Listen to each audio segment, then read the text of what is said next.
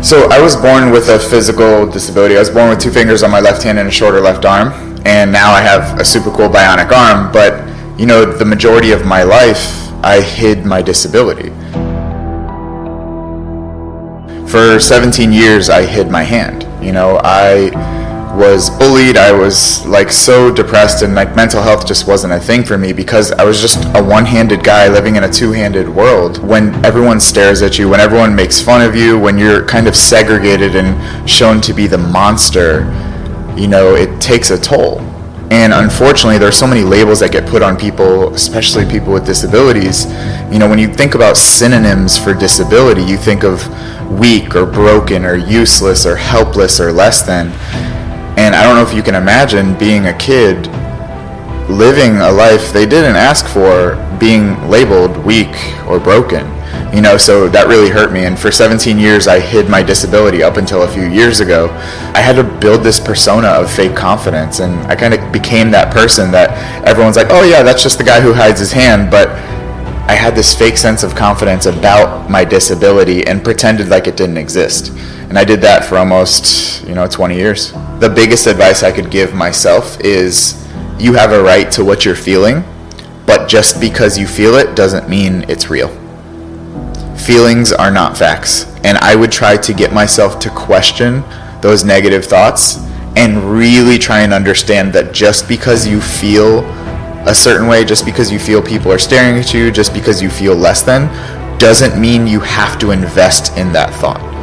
If we all invested in every thought we had, we'd probably be crazy, We get some negative random thoughts that come across our mind sometimes. And my job is to not let my mind take over. And that's when I win and when I lose and everything in between.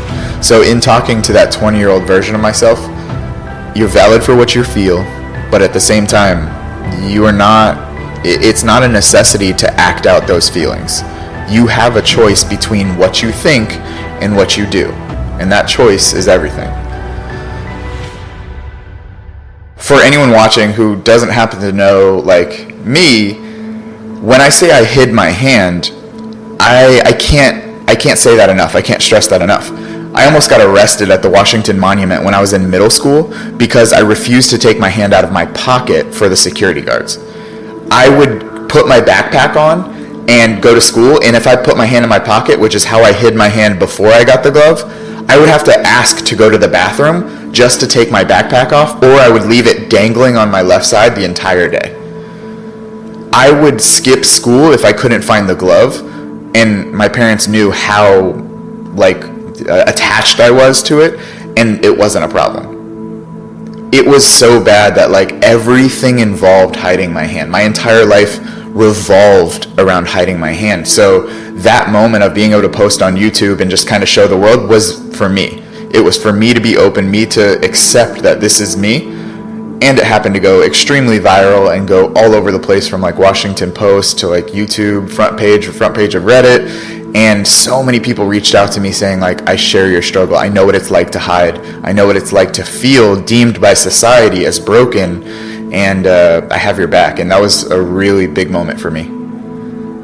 Yeah, that's the video that has 4 million views. And then, that one blew up. And then the following one where I did my first prosthetic arm, that one also blew up, get 5 or 6 million views too. And those 2 videos just showed the evolution from a person who hid something he was born with to a person that was embracing it. And now it's, what held me back is what pushes me forward so far. That saying, the obstacle in the way becomes the way, really epitomizes what I went through and what I'm currently doing with my life now. Motivation comes after action. The question is not how do you develop the motivation to keep going. The real question is, how do you develop the discipline to do the stuff you need to do even when you don't feel like doing it? Floss 1 tooth. Go to the gym and lift 1 weight 1 time. Then you can stop. Then you can go home. Then you can stop. More than likely, because you already got there, because you already started, you're going to finish. Getting there is the majority of the issue. The discipline to start, that's what you need. The motivation to keep going comes after the action to start. So on those days you don't feel like it, if you know you need to, you have to. It's the same thing with a job. I can promise you, almost anyone who works a job, they've had those days where like, I don't want to go to work today.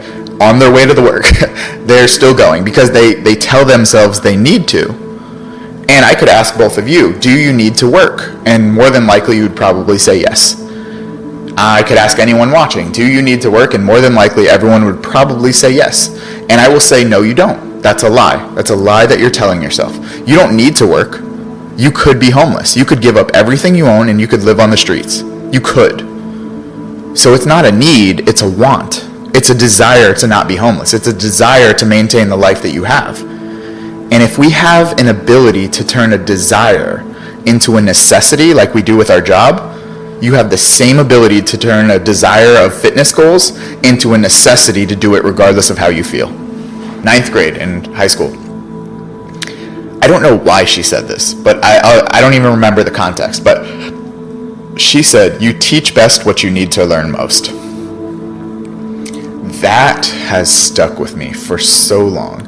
And I've kind of built on that concept of the answers you need are in the problems you haven't solved yet.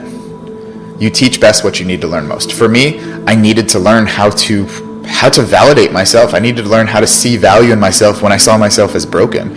I needed to learn how to, lift weights thinking that I couldn't. And now I teach people that stuff. That's my job. What I teach now is what I needed to learn most back then. And it's so crazy how the problem becomes a solution. And one of my talks, I said how I turned my health issues into wealth issues.